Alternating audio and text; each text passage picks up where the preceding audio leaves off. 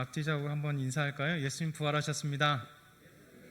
네, 예수님 부활하셨습니다. 네. 예루살렘에 가면 예수님의 그 무덤, 부활하신 무덤이 있습니다.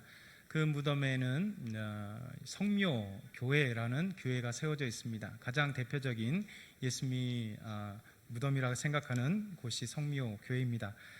그 옆에 보면 이제 쭉 따라가다 보면 이제 가든 툼이라고 하는 그런 동산이 있어요. 그것은 이제 예수님께서 또 무덤에 예수님의 무덤이라 생각하는 그런 작은 동산이 있습니다. 그 동산 안에 보면 이제 동산이라기보다는 평지긴 한데 그 1세기 무덤이 있어요. 마찬가지 성묘교회 안에도 1세기 무덤, 예수님 무덤뿐만 아니라 그것은 공동묘지였기 때문에 이제 들어가야 될 그 묘지들이 뻥뻥뻥 이렇게 구멍이 뚫려 있습니다. 가든 툼 안에 보게 되면 이제 빈 무덤이 있고 그곳에 큰 이제 문이 달려 있어요. 근데 문이 보면 평소에는 이제 열려져 있다가 이제 새벽 같은 데 이렇게 닫혀 놓죠. 근데 그 문 안에 보면 뭐라고 쓰였냐면 He is not here. 그러니까 예수님이 여기에 없다 이라는 거예요. 그는 여기에 없다. 왜일까요? 부활하셨기 때문에. 그러니까 빈 무덤에 이렇게 문에 그런 글씨를 쓰여놨습니다. 참 아름답죠. 그래서 사실 예수님은 이 땅에 오셔서 죽으셨으나 무덤이 의미 없는 예수님의 죽음이십니다. 우리 학생부 예배 때도 잠깐 얘기했지만 무덤이라고 하는 것은 사람이 죽어 있어야 의미가 있는 겁니다. 근데 예수님은 무덤은 의미가 없죠. 왜냐하면 3일 동안 무덤에 계셨으나 이제 예수님은 그 무덤에서 살아나셨기 때문에 부활하신 예수님은 더 이상 무덤에 갇혀 있을 의미가 없는 것입니다. 그렇기 때문에 무덤을 우리 기독교는 그 무덤을 경배하거나 그 무덤을 의미 있게 생각하지 않습니다. 왜냐하면 예수님이 우리에게 놀라운 구원의 손길, 부활의 놀라운 손길이 있기 때문에 그렇습니다. 예수님의 십자가가 없이는 우리는 구원을 바라볼 수 없어요. 예수님의 십자가가 있고 예수님의 십자가에서 죽음이 있고 그리고 3일 만에 부활하신 놀라운 예수 그리스도의 그 부활의 진리를 우리는 믿고 있는 것입니다. 그래서 우리의 신앙의 가장 큰 고백, 사도신경 안에서도 이 부활이라고 하는 것은 가장 우리의 믿음의 고백입니다. 그래서 예수님의 복음, 예수님의 우리를 위하여 십자가에 죽으시고 그리고 3일 만에 죽으셨사 다시 부활하신 이 놀라운 사건이 복음이면서 우리 그리스도인들에게 가장 대표되는 신앙의 고백의 요소입니다. 우리는 오늘 이제 예수님의 부활을 알기 위해서는 예수님의 십자가의 의미가 무엇인가를 이제 한번 생각해 보려고 합니다. 그 첫 번째가 나무와 십자가라는 말입니다. 나무와 십자가. 그 예수님 당시에는요, 이 십자가가 가장 무서운 형벌이었습니다. 십자가는 원래 고대 때부터 사용된 도구였습니다. 형벌의 도구였죠. 기원전 1000년경에 아수르라든가 아니면 우리 베니게라고 성경에 되어 있는 페니키아 그리고 이집트에서도 또 페르시아 등지에서 여러 곳에서 사용되었습니다. 그런데 이제 그러니까 그리스에서 전 세계를 지배했던 알렉산더, 헬라 제국을 지배했던 알렉산더에 의해서 이제 이 십자가 형벌이 보편화되었습니다. 그리고 전 세계를 동쪽에 서쪽에 있는 유럽과 아시아를 정복했던 로마, 이 로마가 전 세계를 지배하면서 그곳에 사용되었던 십자가를 이제 가져오게 되었습니다. 그래서 로마 제국이 십자가를 가져오면서 그 십자가 형틀이 다양하게, 그 형벌이 다양하게 변화되었습니다. 처음에 이제 로마가 이제 십자가 형을 받아들였을 때는 그러니까 노예에 대한 형벌이었어요. 노예. 그래서 노예가 죄를 지으면, 주인에게 죄를 지으면 사람들의 이 주인이 이 노예가 수모를 당하고 책벌하며 그 다음에 죄에 대해서 깨닫게 하기 위해서 이제 나무 하나 있죠. 긴 나무를 어깨에 딱 메고 이웃 사이에, 사람들 사이에 이렇게 가게 했습니다. 그러면서 노예가 나는 죄인입니다. 나는 죄인입니다. 이렇게 하고 가게 만들었어요. 그 의미는 수치죠. 자기가 죄를 지었다라고 하는 것을 많은 사람한테 다 알리는 수치. 그래서 이 십자가 형벌은 처음에는 수치 그리고 굴욕, 속죄에 대한 의미를 가지고 노예가 처음으로 하게 되었습니다. 그 로마가 조금 더 지나서 이 십자가 형벌이 조금 다르게 되었습니다. 이제는 그 나무 하나 갖고 이렇게 메고 가는 것이 아니라 나무를 이제 수직으로 해서 땅에 박아놓고 죄를 지은 노예, 죄를 지은 사람들이 그 위에다가 이제 달아놓는 거예요. 그러나 죽이진 않았습니다. 그래서 잠깐 달려 있는 거예요. 그러면 사람들이 보고 지나가면서 그가 죄인인 것을 알게 되고, 그래서 결국 수치와 모욕감을 주면서 그가 죄에 대한 불순종에 대한 그 죄값을 치르게 한 것입니다. 그리고 더 지나가서 곧 예수님 이전부터 예수님 당시에 시작된 노예 형벌은 뭐냐면, 십자가 형벌은 가장 치욕하고 부끄럽고 가장 흉악스러운 형벌로 바뀌었습니다. 그러면서 이 전쟁이나 반란을 일으킨 중죄인들, 전쟁을 일으켰거나 반란을 일으킨 중죄인들, 사형죄, 그렇게 엄중한 그 죄들, 로마인이 아니라 이 전쟁이나 전쟁에서 사로잡은 자들이나 싸움을 걸어왔던 패한 자들, 반란을 일으킨 자들, 그 외국인 포로, 반역자들에 대한 엄청난 이 범죄, 형벌로 되게 되었어요. 그 대표적인 게 뭐냐면 AD, 그러니까 BC 73년부터 71년에 일어났던 유명한 반란 사건이 있었습니다. 스파르타쿠스 노예 반란이라고 하는 이 반란이 있었어요. 이게 노예들이 반란을 일으켰습니다. 로마에 대해서. 그러면서 그들이 반란을 일으켰다가 진압이 되었어요. 그래서 크라스스라고 하는 곳에서 노예 6천 명이 잡혔습니다. 노예가 6천 명, 반란 노예들이 6천 명이 잡혔습니다. 로마는 여러분 어떻게 했을까요? 노예들을 어떻게 처형했을까요? 어떤 방법으로 형을 내렸을까요? 무서운 형벌을 내렸습니다. 로마가 이 스파르타쿠스 반란 그 수계부터 시작해서 그 노예들 6천 명을 잡아다가 로마부터 시작해서 아피스라고 하는 거리가 한 200km 정도가 됩니다. 그러니까 이 동산교에서 전주 정도 되는 거리에, 이 긴 200km나 되는 거리에 나무를 하나씩 걸어놨어요. 6천 명을 달려고 하니까 34m, 약 34m마다 노예 하나씩을 죽여서 나무에 달았어요. 6천 명을. 그러니까 여러분 어마어마한 무서운 형벌이잖아요. 이게 노예들을 그렇게 잡아 죽여서 나무에 달하는 것, 이게 십자가 형벌이었습니다. 그렇기 때문에 로마의 키케로는 뭐라고 얘기했냐면, 한 연설에서 십자가 형벌은 가장 잔인하고 혐오스러운 형벌이다, 이렇게 얘기를 했습니다. 그러면서 그가 계속 연설하기를 뭐라고 얘기했냐면, 로마 시민을 결박하는 것은 범죄이고 그를 매질하는 것은 가증한 행위이고 그를 죽이는 것은 살인이나 마찬가지다. 그러면 로마 시민을 십자가에 못 박은 것은 무엇인가? 그렇게도 끔찍한 행동을 묘사할 수 있는 적절한 말은 존재하지 않는다.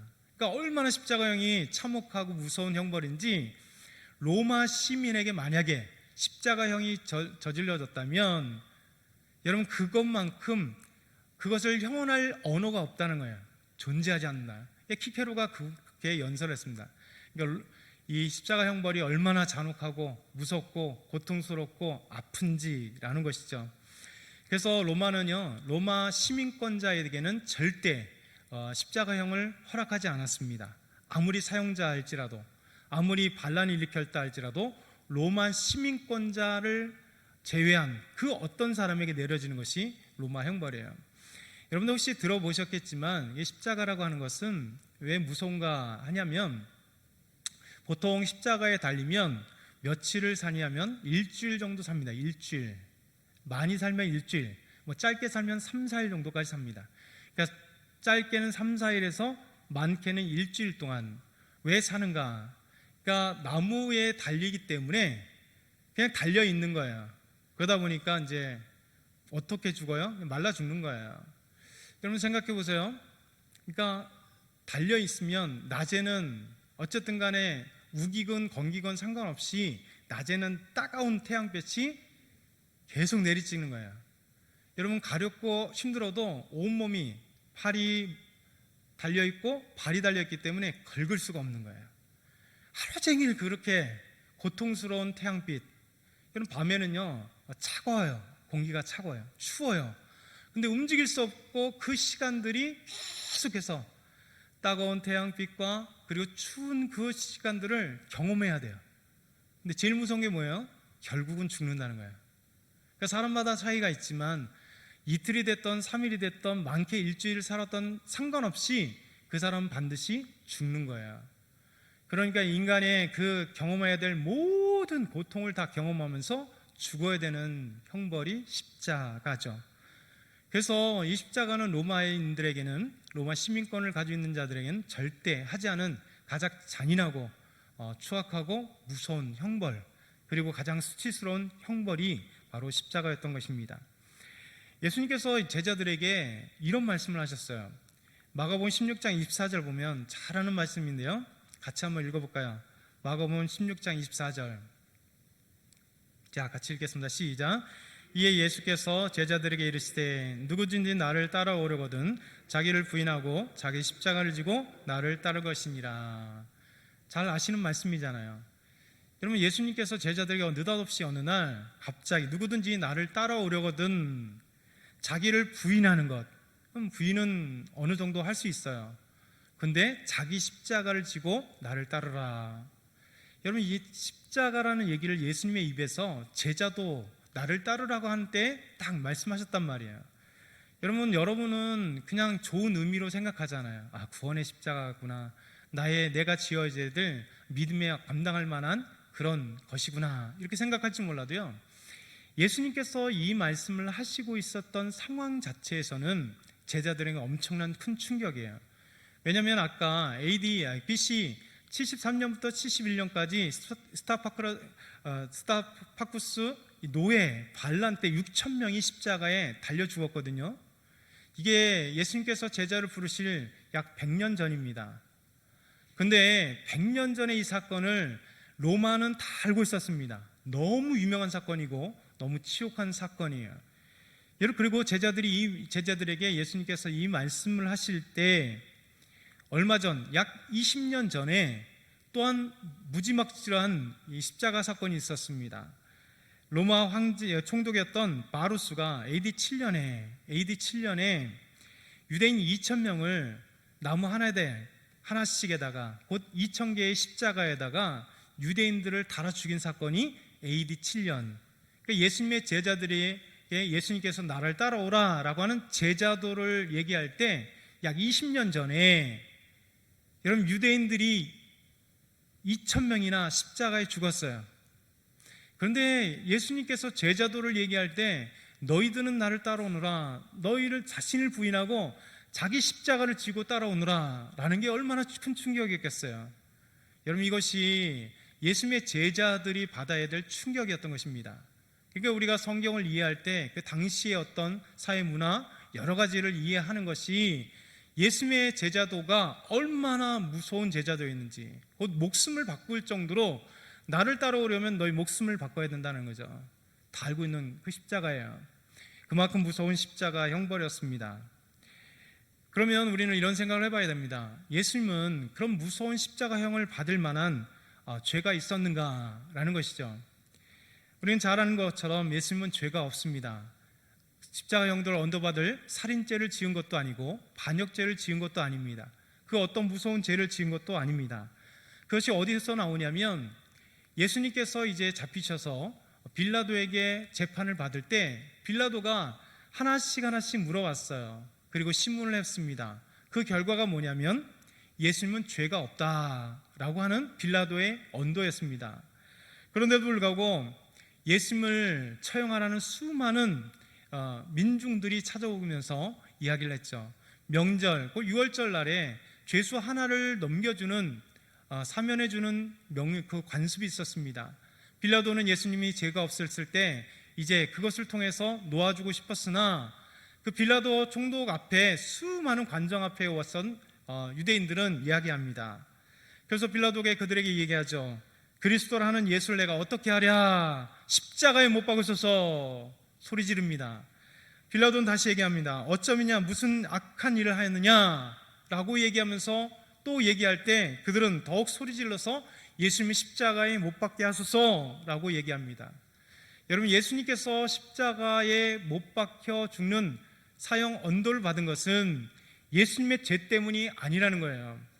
여러분, 이것이 얼마나 중요한지 복음서가 기록되고 복음서가 로마 제국에 주의 복음이 증거될 때 이 사건은 엄청난 복음에 대한 힘을 실어주는 사건입니다.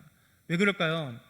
예수님이 하나님의 아들이요 우리 죄를 위하여 이 땅에 오신 분인데, 그런데 로마가 가장 잔인하고 혐오스러운 십자가형을 받았다면 예수는 죄인임에 분명해, 이렇게 나와야 되잖아요. 그런데 로마 황제가 유대의 총독으로 보냈던 로마인 빌라도가, 로마 총독이 예수님을 신문했는데 예수님은 죄가 없다라는 것이었습니다. 그리고 왜 예수님께서 십자가에 못 박혔냐면 민중들이 예수님을 십자가에 못 박으라고 외쳤던 것. 그래서 이 민중들이 밀란을 일으킬 것 생각하여 빌라도는 두려워하여서 죄가 없음에도 불구하고 예수님을 십자가형으로 언도했다는 거예요. 그래서 두 가지입니다. 민중들이 예수님을 십자가에 못 박으라 했기 때문에 죄가 없는데도, 두 번째, 빌라도는 그 민중들이 혹시 봉기를 일으키고 밀란을 일으킬까 봐 두려워하여서 총독인데도 불구하고 그는 죄가 없는 예수님을 십자가에 못 박으라고 넘겨주었다라고 하는 사실입니다. 여러분, 이것을 중요하게 생각해야 됩니다. 바르게 봐야 됩니다. 예수님은 죄가 없음에도 십자가를 지셨습니다. 그런데 십자가를 지게 한 것은 예수님의 죄가 아닌 민중과 빌라도였다는 것입니다. 여러분, 그렇다면 다시 한번 우리는 질문해야 됩니다. 예수님의 죽음, 예수 십자가의 죽음은 군중과 빌라도 때문인가? 예스, 맞습니다. 사실이에요. 이것은 사실이에요. 그리고 역사적 사실입니다. 그런데 성경은 우리에게 더 중요한 이야기를 해주고 있습니다. 바로 역사적으로는, 사실적으로는 민중과 빌라도가 죄 없는 예수님을 십자가에 못 박게 했을지 모르나 하나님은 구원 계획을 통하여 예수님을 못 박게, 곧 나무에 달려 죽게 하실 계획을 가지고 계셨다라고 하는 것입니다. 이것이 바로 하나님의 구원 계획이고 성경을 통하여 하나님이 우리에게 보내주신 놀라운 구원의 메시지예요. 두 번째, 예수님은 구원을 위해 나무에 달리셔야만 했습니다. 이것이 성경을 통하여 하나님의 계획을 우리에게 말씀해 주는 거예요. 우리 요한복음 3장 14절 15절 우리 한번 같이 읽겠습니다. 준비 시작. 모세가 광야에서 뱀을 든 것 같이 인자도 들려야 하리니 이는 그를 믿는 자마다 영생을 얻게 하려 하심이니라. 아멘. 오늘 집사님께서 요한복음 3장 16절을 기도 중에 암송하셨어요. 얼마나 아름다운 말씀입니까? 하나님이 세상을 이처럼 사랑하사 독생자를 주셨으니 이는 저를 믿는 자마다 멸망하지 않고 구원을 얻게 하려 하심. 여러분, 우리는 요한복음 3장 16절 아름다운 요절을 우리는 암송합니다. 그리고 찬양으로도 노래하고, 그리고 구원의 감격 때문에 예수님을 노래합니다. 그런데 여러분, 중요한 사실, 하나님이 도대체 이처럼이 뭐예요? 이처럼 사랑하셨대요. 그리고 독생자를 주셨대요. 우리는 이처럼이라는 것을 그냥 빼먹고 별로 이해하지 않고 하나님이 우리를 사랑했다, 그래서 독생자를 주셨다, 이를 그는 믿는 자마다 멸망치 않고 영생을 얻게 하려 하심이라, 이 놀라운 구원의 메시지만 생각해요. 그런데 여러분, 요한복음 3장 16절을 이해하기 위해서는 이처럼이 중요하고 이처럼을 해석하는 것이, 알려주는 것이 오늘 말씀 요한복음 3장 14절과 15절의 말씀인 거예요. 이처럼, 하나님이 어떻게 이처럼 사랑했냐? 모세가 광야에서 뱀을 든 것 같이 인자도 들려야 하니 이는 그를 믿는 자마다 영생을 얻게 하려 하십니다. 여러분, 이것이 이처럼이에요. 예수님께서 모세가 광야에 뱀을 든 것처럼 인자가 그것처럼 들려야 한다, 나무에 달려야 한다 라고 하는 겁니다. 이것이 놀라운 구원입니다. 여러분, 우리 잠깐 이 사건의 전제를 생각해 보시죠. 이스라엘 백성들은 광야에 있었습니다. 이스라엘은 호르산에 출발해서 홍해길을 따라서 에돔 땅을 우회하다가 이 사건이 벌어진 겁니다. 우리 잠깐 PPT 한번 볼까요? 성경 공부 한번 잠깐 하고 가시죠. 자, PPT 보여주세요. 보여주실 때까지 물을 한 잔 마시겠습니다. 지사님 어디 가셨나요?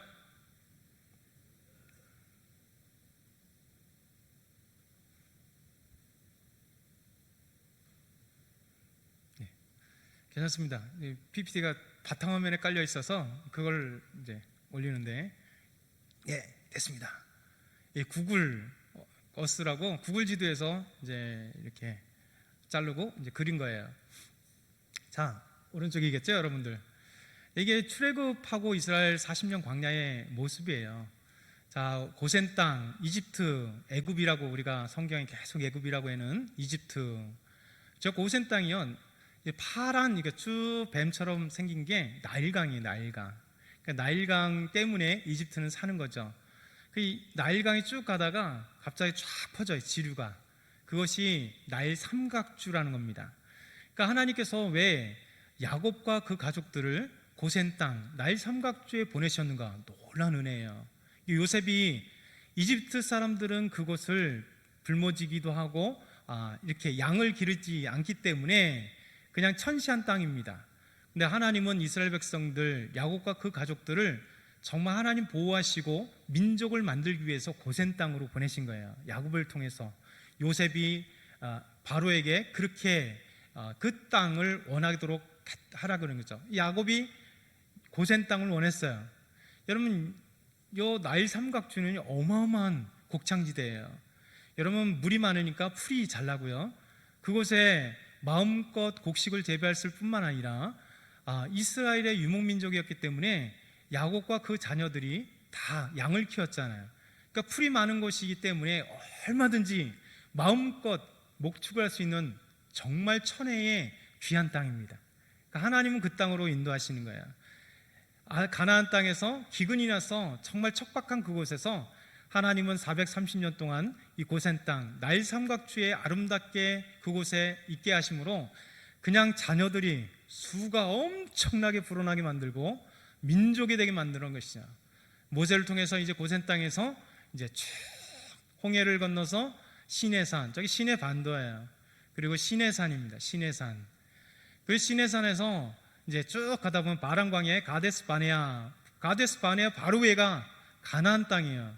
가나안 땅 바로 올라갈 수 있었음에도 불구하고 올라가지 못했어요. 결국 가데스 바네아에서 한 약 38년 동안 저기 있었습니다. 우리는 광야 생활하면 계속 떠돌았다고 잘못 생각할 수가 있어요. 여러분, 고센 땅에서 시내산까지 와서 가데스 바네아까지 한 2개월 정도 걸렸습니다. 시내산에서 2개월 정도. 가데스 바네아에서 38년 정도 살았어요. 그냥 그 장소에서. 그리고 이제 드디어 가데스 바네아에서 이제 가나안 땅을 들어가기 위해서 홍해길을 따라 쭉 밑으로 나왔다가 에돔이라고 하는 나라, 저 밑에 에돔 땅, 그것을 에돔 왕이 허락지 않아서 바로 직행했으면 위로 올라갔으면 좋겠으나 옆으로 가게 된 거예요. 그러니 38년 동안 살았다가 광야에 살았어요. 광야에 살면서도 하나님 은혜 아니었어요? 불과 구름기들이 그들을 지켜주었고 매일같이 만나를 먹었고 하나님이 물이 필요할 때 물을 줬고, 특별히 가데스 바네아에서는 그 물이 나오는 그런 곳이 있습니다. 그래서 그곳에 아름답게 살 수 있었던 거예요.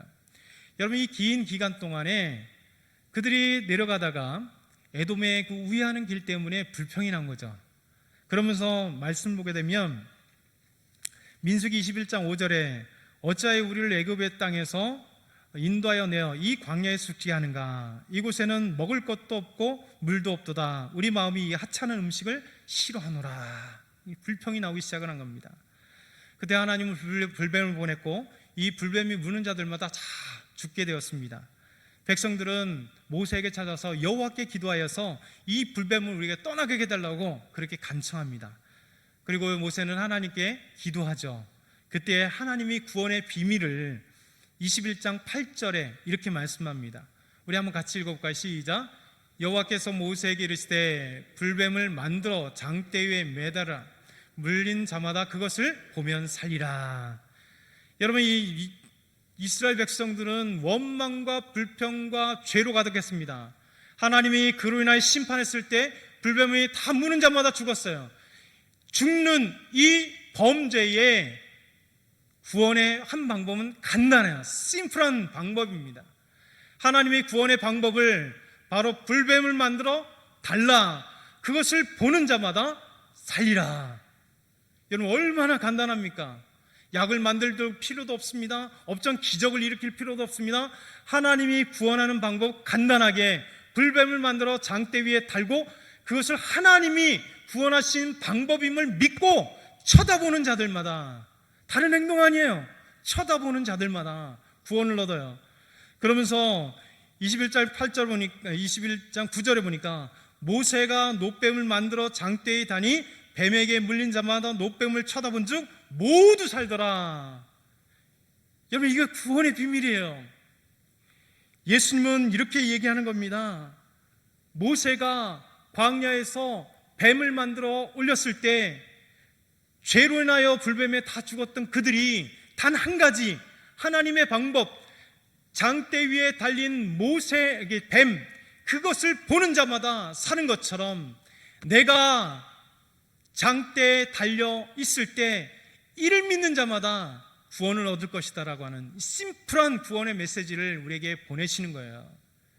여러분, 얼마나 구원은 쉽습니까? 여러분, 구원은 어렵지 않습니다. 그러나 구원을 잃은 값은 위대한 값이죠.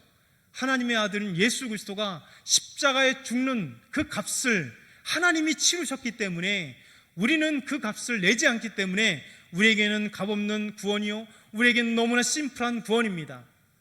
여러분, 이 구원을 믿느냐 안 믿느냐는 천국이냐 지옥이냐예요. 구원받느냐 구원받지 못하는 거냐예요. 그런데도 불구하고 이 심플한 구원을 믿지 않는 사람들이 너무 많습니다. 하나님 우리에게 말씀하십니다. 구원은 간단하다. 하나님의 구원의 방법, 그것을 하나님 의지하여 믿는 자는 구원을 얻으리라 말씀하고 있는 것입니다. 여러분, 예수님은 우리를 구원하기 위해서 나무에 달렸습니다. 여러분, 이것은 신명기 21장 22절 23절 예언하는 놀라운 말씀이에요. 우리 한번 잘 볼까요? 신명기 21장 22절 23 시작. 사람이 만일 죽을 죄를 범함으로 내가 그를 죽여 나무 위에 달거든 그 시체를 나무 위에 밤새도록 두지 말고 그날에 장사하여 내 하나님 여호와께서 내게 기업으로 주시는 땅을 더럽히지 말라. 나무에 달린 자는 하나님께 저주를 받았음이니라. 아멘. 여러분, 왜 예수님께서 나무에 달리셔야 했느냐면 신명기 21장의 22절 23절이 이 말씀을 성취하기 위해서입니다. 너희가 만일 죽일 죄를 범하거든, 예수님 다시 우리 죄를 대신했습니다. 우리가 죽일 죄인들입니다. 근데 그를 죽여 나무에 달거든, 예수님은 우리가 죽일 죄인데 예수님 대신하여 죽일 죄를 대신하여 나무에 달렸습니다. 그를 시체에 나무 위에 그 시체를 나무 위에 밤새도록 달아주지 말라. 예수님께서 십자가에 3시에 죽으셨는데 왜 그가 저녁이 되기 전에 내려와야 했는가? 이 말씀 때문에 그래요. 이스라엘 땅을 더럽히지 아니하고 안식일을 더럽히지 않기 위해서 예수님께서 십자가에 3시간 만에 죽으셨을 때, 짧은 시간 만에 죽으셨을 때, 여러분, 예수님께서는 죽으셨으므로 그를 아리마대 사람이 시체를 달라 할 때 깜짝 놀랐습니다. 이 짧은 시간에 죽었을까? 가봤더니 죽었죠. 저녁이 되기 전에 유대인의 관습대로 안식일, 더더군다나 유월절을 거룩하게 지켜야 되기 때문에 시체를 달아놓을 수 없었습니다. 그래서 내린 거예요. 이 말씀을 성취하기 위해서. 이것이 중요한 것입니다. 죄인을 죽일 때 나무에 달린 것, 예수님은 우리 죄를 위해서 십자가에 달려 죽은 것입니다. 갈라디아서 3장 13절에 이렇게 말씀합니다. 그리스도께서 우리를 위하여 저주를 받은 바 되사, 그리스도께서 우리를 위하여 우리가 받을 저주를 대신 받으셔서 율법의 저주에서 우리를 속량하셨으니 우리의 죄를 용서해 주셨습니다. 기록된 바 신명기 21장의 말씀, 나무에 달린 자마다 저주 아래 있는 자라 하였습니다. 우리가 나무에 달려 죽어야 될 죄인인데 예수님께서 그 저주를, 죽일 죄를 담당하시고 예수님께서 십자가에 죽으신 것입니다. 여러분, 로마의 십자가형은 사형 언도입니다. 그 십자가는 나무였습니다. 성경적 관점에는 십자가가 중요하지 않습니다. 구약에는 십자가가 나오지 않습니다. 나무가 중요합니다. 그런데 빌라도가 언도한 십자가형은 나무였습니다. 그러기에 이 나무에 달려 죽은 예수님, 성경은 나무에 초점을 맞춰요.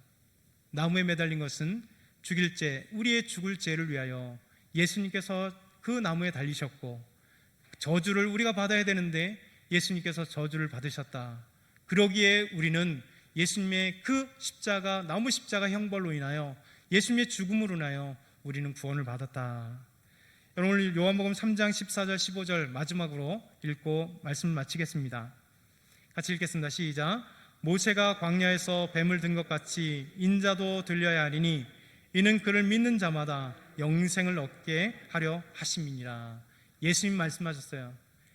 모세가 광야에서 뱀을 든 것처럼 인자도 들려야 하니니, 모세가 이스라엘 백성들의 죄를 위해서 하나님께 간구할 때 그 물려 죽어야 될 그것을 구원하는 방법, 하나님이 장대에 뱀을 만들어 쳐다보는 것, 우리 모든 인류를 구원하는 것, 예수님께서 나무에 달리셨을 때 그를 믿는 것.